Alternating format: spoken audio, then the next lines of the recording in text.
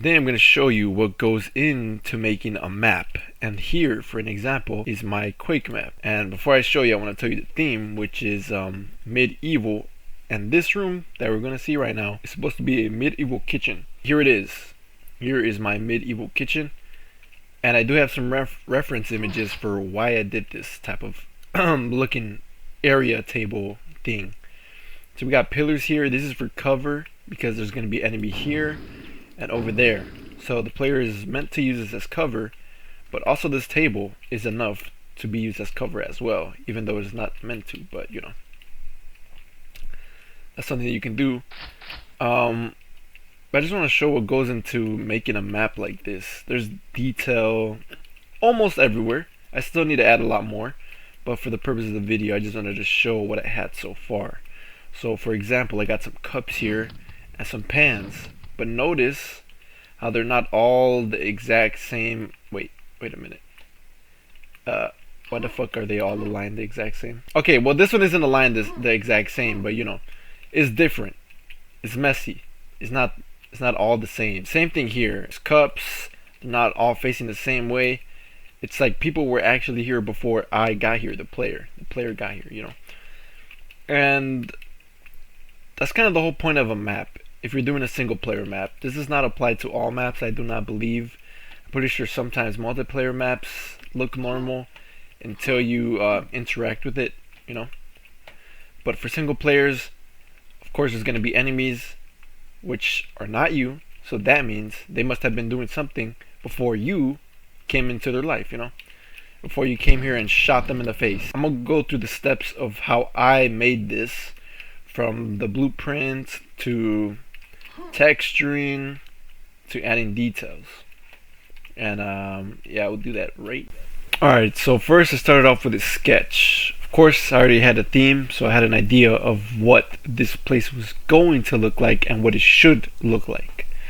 I also had to come up with a layout. I didn't want the map to look just like a square box, so I ended up adding like rectangles in the middle, corners, little box areas, just anything I could to make it less squarish and to add a little bit more covers, so when the enemies are to shoot at the player, they are able to take cover and not die instantly.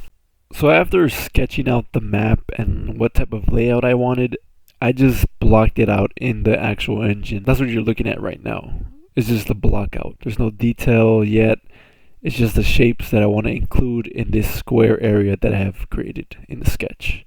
Except the floor. The floor does have a texture, so I added that on accident. But usually it would be like a gray box, just like the walls. Okay, so after sketching, I did the block out in the real engine, and after that comes the texturing. And you might be wondering what type of textures to use, and that really depends on what type of feeling you want your player to feel, or what type of atmosphere you want them to experience. For me, I want it to be almost a homesy type feel for this kitchen that we have here. And it differs from person to person, so other people might think that this doesn't feel like a home place.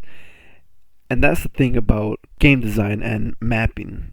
You don't really know what the player is going to feel, so you got to try to really just capture that feeling of whatever you're trying to capture, whether it be fear, happiness, or like sadness, you know. So I'm just going to look at these reference images that I found on Google when looking up medieval kitchen. It all looks kind of orangey and woodish and cobblestone-ish. So that's where I got the inspiration for the textures. I looked at the floors, they're mostly rock, so I chose rock. And the walls, they mostly look like rock too, or wood. But I believe I chose rock for mine. Can't quite remember, might have been wood. But you get what I'm trying to say. You want to take references from real life if that's what you're trying to do. And that even goes for sci-fi things. If you're trying to do like a cyberpunkish skyscraper, then you're going to look at current skyscrapers and see what they're doing, but also look at futuristic concepts of skyscrapers to try to interpret that. So you see, oh, these skyscrapers have antennas, these futuristic antennas. Then you want to add futuristic antennas to your thing too, just to be able to capture that feeling of realism. But yeah, after sketching and blocking out and adding the textures, the final thing to do for me was to add the detail. And by detail, I mean things like this. Look, there's a big cabinet, the door's open, they even have handles. People don't think about this stuff. They don't think about adding handles, you know. It's little details like this that really make the world of your game, the game world that you have created, feel more realistic. And I have a better example of it here with the pots and pans and the cups on a shelf. And even the top shelves, they got stuff up there too. Even though the player might not even see that, I still added it just because, you know, it's detail. And same with the pots, there's inners, there's little holes in them. Or there's a big hole in it, I guess.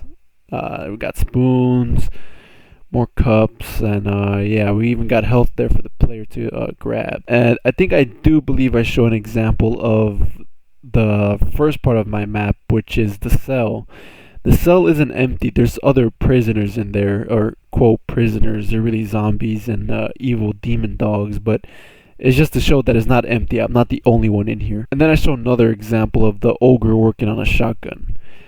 He has a little workbench with tools and hammers. He even has the hammer on the table at the moment. So it just brings more realism to your map if that's what you're trying to go for.